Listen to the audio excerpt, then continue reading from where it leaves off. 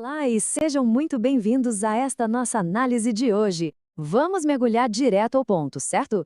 O material que vamos explorar agora analisa a fundo uma diferença radical que, na correria do dia a dia, muitas vezes passa batida. O contraste enorme entre essa fé emocional mais moderna e o discipulado bíblico original. É uma reflexão puramente analítica e bem contundente sobre o que realmente significa seguir o caminho cristão, despindo a mensagem de todas essas conveniências contemporâneas. E para começar, a gente já dá de cara com essa afirmação super direta. O texto argumenta que o evangelho, na sua essência, nunca foi desenhado para ser uma mensagem que conforta o ego humano. Muito pelo contrário, a perspectiva aqui é que a função original da mensagem é crucificar e levar esse ego à morte. É um verdadeiro choque de realidade gigante para uma época em que a gente costuma buscar apenas o alívio emocional, não é? A proposta apresentada não é afagar vontades humanas, mas sim exigir uma rendição total. Vamos entrar agora na nossa parte 1, o fim do sentimentalismo.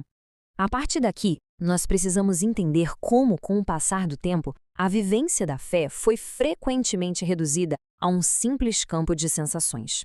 É inegável, e os relatos históricos mostram, que o próprio Cristo tinha emoções super profundas. O Evangelho de João, por exemplo, conta episódios de choro e de imensa compaixão.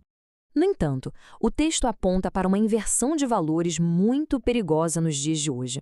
Colocar a nuvem passageira do sentir acima da fundação sólida da verdade. E a grande pergunta que a nossa fonte levanta é se a prática moderna realmente segue a Cristo ou se segue apenas os sentimentos sobre Cristo. O que nos leva à parte 2, a morte do eu. Para compreender de verdade a raiz dessa fé original, é absolutamente fundamental destrinchar qual é a regra número 1 do discipulado bíblico.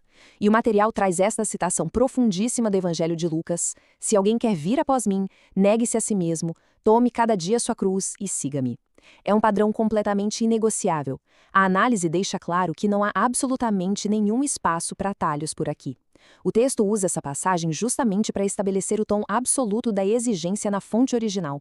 E, para não restar nenhuma dúvida, a própria definição do que é negar a si mesmo exige uma atenção redobrada. Segundo a fonte, nós não estamos falando de fazer pequenos ajustes superficiais de comportamento ou tentar ser só um pouquinho melhor no dia a dia. A definição é drástica. Significa renunciar ao direito de ser o centro da própria vida. O foco é literalmente destronar o ego, tirando dele esse papel de senhor absoluto sobre as decisões e desejos individuais. E olha só que ponto de ruptura incrivelmente interessante o material expõe agora. Nós temos uma dualidade total. De um lado, o sentimentalismo insiste o tempo todo na ideia de seguir o que se sente, sempre buscando preservar o ego e o conforto pessoal. Do outro lado, a instrução central examinada exige o extremo oposto. O comando é morrer para o que se sente. A conclusão lógica tirada pelo autor é inescapável. Dentro dessa teologia, não existe discipulado sem morte, e não existe morte em um lugar onde o ego ainda tenta ditar as regras.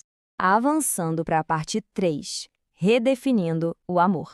Com a questão do ego resolvida, a análise muda o foco do nosso interior direto para o mundo exterior, explorando como tudo isso afeta os nossos laços humanos mais profundos.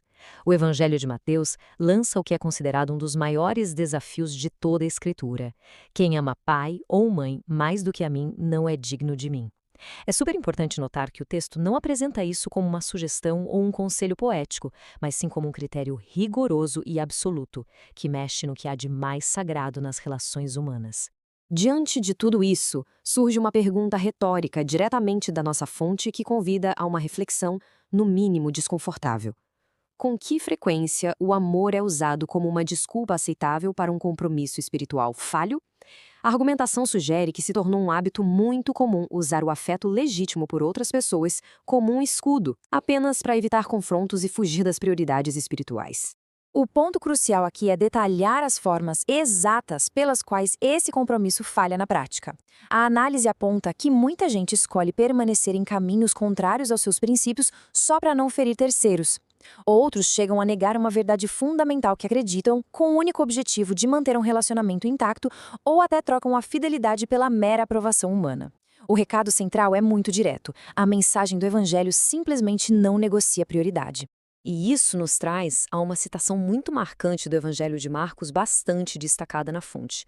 Quando Cristo é procurado pela sua família biológica, a resposta dele redefine instantaneamente o que significa pertencimento. Ele constrói uma nova família baseada unicamente na seguinte premissa: fazer a vontade de Deus.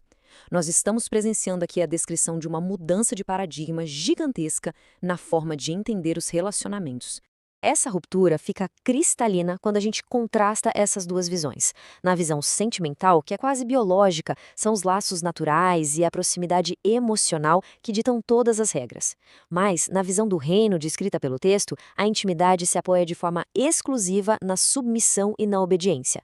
A análise esclarece como o eixo de importância é completamente deslocado. O que importa não é mais o sangue, mas sim a obediência incondicional à vontade do Pai. Vamos conferir a parte 4, o perigo da emoção. Tendo estabelecido que a obediência é central, a fonte passa a examinar os perigos práticos de se construir uma fé puramente na emoção. Vamos ver como isso se desenrola através de uma famosa história bíblica, a parábola do semeador. Acompanhando o processo no solo rochoso, os passos formam uma sequência fatal. A semente cai e logo é recebida com uma alegria enorme e forte emoção. O problema? Nenhuma raiz profunda criada. Então, quando a pressão ou a tribulação chega, o abandono é praticamente imediato. É como um fogo de palha que brilha muito e apaga rápido. A análise enfatiza que a religiosidade baseada só na emoção depende totalmente de estímulos externos. Ela começa com imensa intensidade e, invariavelmente, caminha para a desistência. Segundo o material, viver apenas de grandes momentos de euforia impede a criação de uma convicção real. Quando aquele estímulo emocional acaba, a estrutura toda desaba. E assim chegamos à parte 5. Obediência acima do sentir. Isso nos conduz à constatação que talvez seja a mais assustadora de todo o material analisado. Focando no Evangelho de Mateus, vemos uma advertência profunda e muito severa.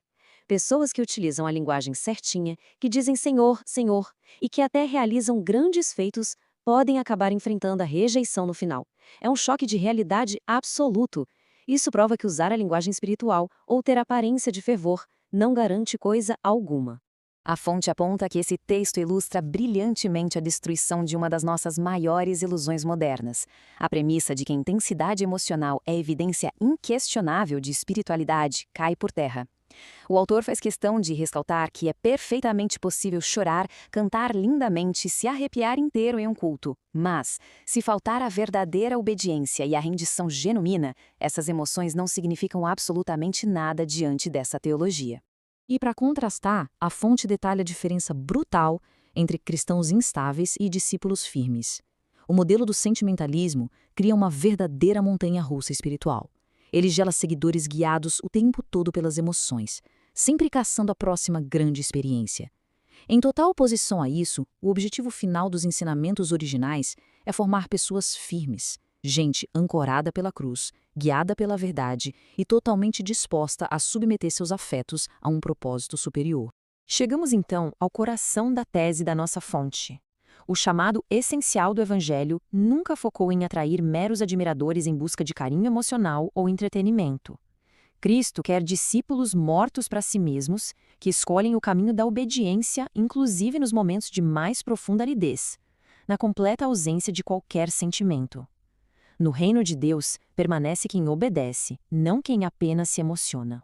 Encerramos essa nossa exploração com uma questão final super provocativa, que nos convida a um confronto interno e silencioso. O alicerce da fé está construído sobre a realidade dura da cruz ou repousa unicamente sobre a ilusão do sentimentalismo? Afinal de contas, a diferença entre seguir a Cristo ou seguir apenas o que se sente sobre ele altera absolutamente tudo. Esperamos que essa análise tenha trazido grande clareza e despertado a vontade de ir muito mais fundo nos textos originais. Muito obrigado pela companhia até aqui e até a próxima.